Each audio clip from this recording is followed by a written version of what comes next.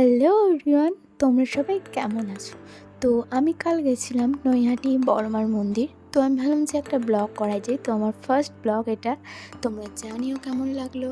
ফার্স্টেই আমরা চলে গেছিলাম দুর্গাপুর স্টেশন। আমি, মা, বাবা, বোনু সবাই যাচ্ছিলাম এখানে, এবং কিছুক্ষণ থাকার পরই ট্রেনটা চলেই এলো। তো আমরা ট্রেনে কিছুক্ষণ বসে ওয়েট করছিলাম, ট্রেনটা একটু লেট করেই ছেড়েছে। ফাইনালি আমরা যাচ্ছি নৈহাটি।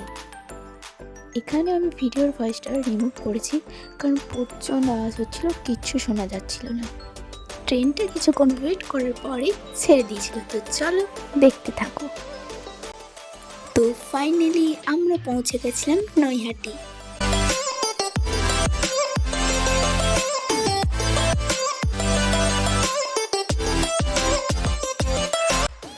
এই হলো আমাদের বড়মার মন্দির। যারা যারা এখনো দেখোনি তারা দেখে নাও।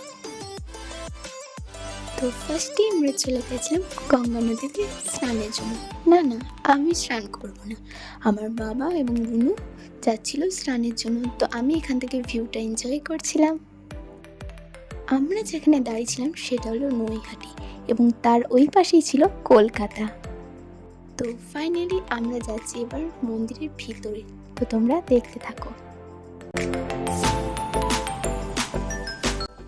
এই দেখো, এটা হচ্ছে আমাদের বড়মা। যারা যারা এখনো দর্শন করেনি তারা দর্শন করে নাও। বড়মাকে দর্শন করার পরেই আমরা সেখানে লাঞ্চ করে বেরিয়ে পড়ছিলাম, কারণ আমাদের ট্রেন ছিল।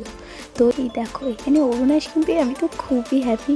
তো চলো পরের ব্লগে দেখা হচ্ছে, বাই।